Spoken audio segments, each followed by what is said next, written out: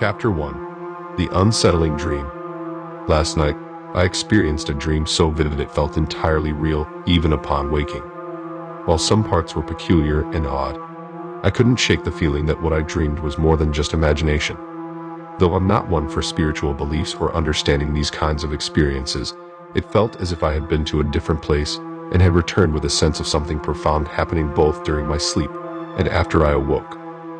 Chapter 2. The Lonely Road. I went to bed with an unsettling sense of being observed, stronger than usual. I sensed a presence, though sleep eventually overtook me. The dream began with me walking away from my house down a seemingly endless, empty road. All the houses of my neighbors had vanished, leaving me on a desolate path. I couldn't recall what had happened before I started walking, but an intense urge drove me forward. Chapter 3. The Unexpected Meeting. As I walked, the atmosphere was cold and dark, giving me a sense of disorientation, yet I wasn't fearful. The journey seemed to stretch on for days, though I felt no exhaustion.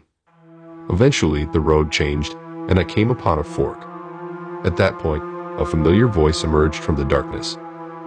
"It's good to see you," the voice murmured. "I'm sorry you're here." Turning, I saw an old friend from my childhood. He looked much paler than I remembered, with deep blue eyes and lips. Although he was older than I remembered, he appeared younger than me. Chapter 4. The Warning of the Shadowy Figure. "What are you doing here?" I asked. "I'm here to give you a warning," he replied. Naturally, I listened closely. "There's someone in your house right now," he said. "What do you mean?" I asked, bewildered. "The cold man," he said, his voice shaky. "He appears when people are scared." I had never heard of such a person. "What does he do?" "He waits for you to notice him. Then he makes his move. When you feel a sudden coldness, that's him," he said, avoiding my gaze. Chapter 5. The Unseen Menace. "Why?" I asked. "What happens if you see him?" My friend looked away, troubled. "Don't let him in," he warned. "He could stay forever, roaming your house at night. He may know where you are, but you mustn't acknowledge him." "How do I keep him out?" I asked. "You can't," he replied, his voice strained. "Just don't engage with him." Before I could ask more, a dark figure emerged and pulled my friend into the shadows.